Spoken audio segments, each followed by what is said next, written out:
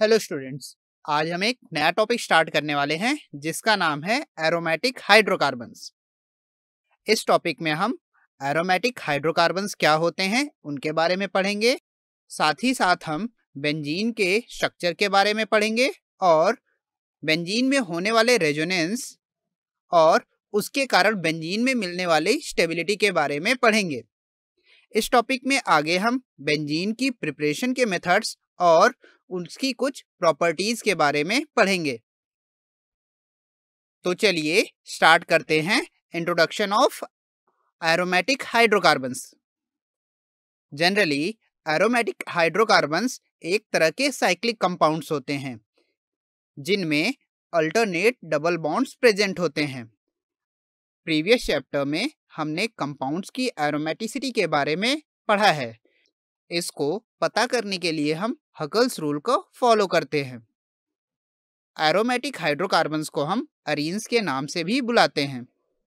Most of the aromatic hydrocarbons की एक pleasant smell होती है और इसी प्लीजेंट स्मेल के कारण ही इन कंपाउंड्स का नाम एरोमेटिक पड़ता है, क्योंकि प्लीजेंट स्मेलिंग को हम लैटिन में एरोमा कहते हैं।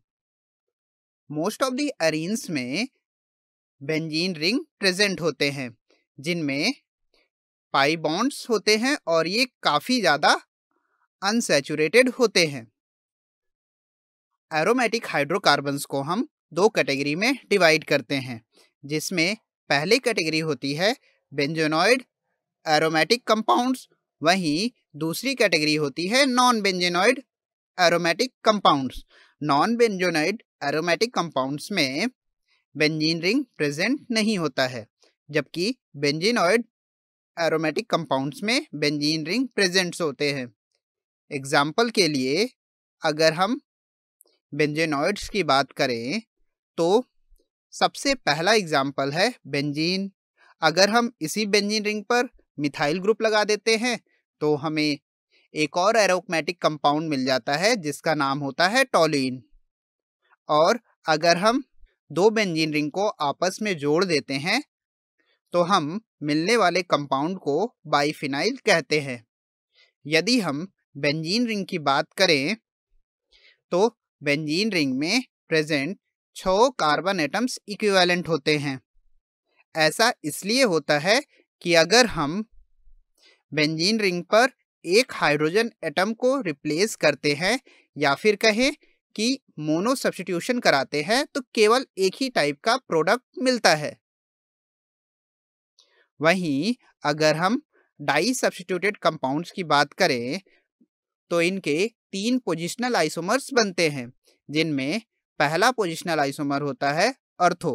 यदि हम बेंजीन रिंग पर 2 मिथाइल ग्रुप सब्स्टिट्यूट करें तो ऑर्थो आइसोमर कुछ इस तरह से दिखता है। इसमें एडजेसेंट कार्बन एटम्स पर दोनों मिथाइल ग्रुप्स प्रेजेंट होते हैं। इसे हम ऑर्थोजाइलीन भी कहते हैं। वहीं अगर हम इसका दूसरा पोजिशनल आइसोमर बनाएं तो वह होता है मेटा आइसोमर। इसमें 3rd कार्बन पर दूसरा मिथाइल ग्रुप लगता है। इसको हम मेटाजाइलीन भी कह सकते हैं, क्योंकि दोनों मिथाइल ग्रुप्स एक दूसरे के मेटा पोजीशन पर प्रेजेंट है।